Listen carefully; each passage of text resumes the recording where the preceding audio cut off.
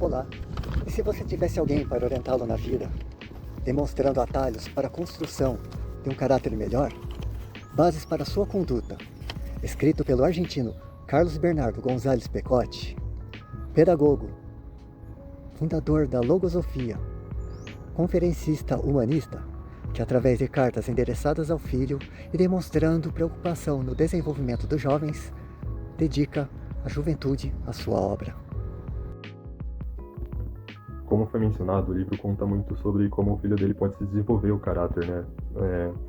E mais adiante ele fala sobre como ter o esforço, como aproveitar o tempo, como dar atenção sobre as coisas, como isso é importante para a vida de uma pessoa. E também sobre a busca de Deus, que ele fala que tem que ser pelo conhecimento, que é uma ideia interessante a se ver, que dá como objetivo de vida o conhecimento sobre tudo, né? Sobre como o mundo funciona, mais ou menos. Além disso, ele fala sobre a profissão, né? Que a profissão não é um espelho do que você é, do que você pode ser, mas uma parte, que você nem pode ultrapassar isso, pode ter mais conhecimento sobre as coisas e desenvolver mais ainda você mesmo. Além, ele fala sobre a busca do equilíbrio, que seria o equilíbrio do desenvolvimento físico, material e do espiritual, que é muito, muito interessante essa ideia que o autor propõe. Entre as páginas 25 e 30, o autor ele dá diversos conselhos a respeito do crescimento pessoal e moral. Um ponto forte é a questão da simpatia, onde ele diz que ser uma pessoa simpática não é um sinal de fraqueza e sim de força, pois a simpatia ela abre portas, melhora relacionamentos e mostra um domínio maior sobre si mesmo. Outro ponto forte é a questão da dignidade, onde ele diz que a dignidade é essencial para te defender diante de críticas injustas e não se deixar levar por elogios vazios, no qual o autor chama esse crescimento em meio a essas dificuldades como uma alquimia interna.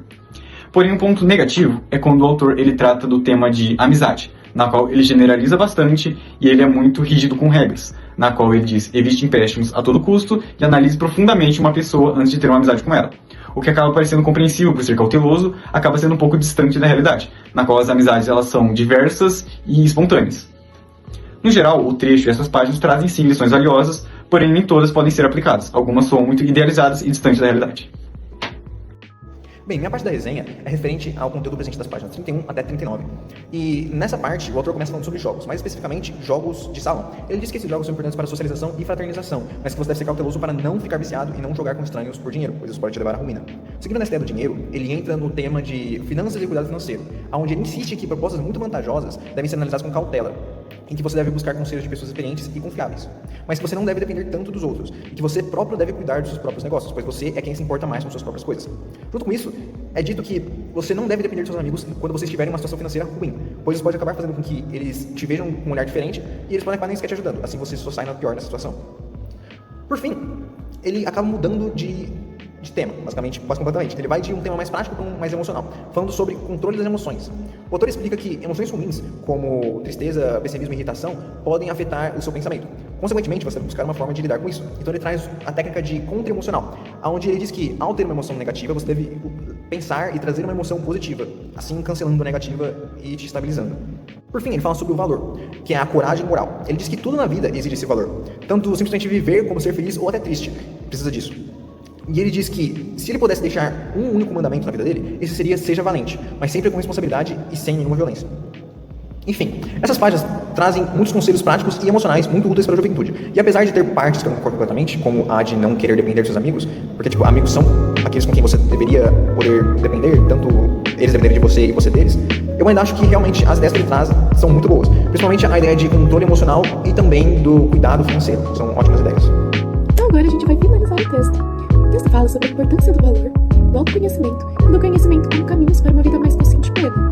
Ele afirma que o medo enfraquece a gente, enquanto o valor fortalece a mente e o nosso espírito, ajudando o ser humano a crescer e enfrentar os desafios com muito equilíbrio.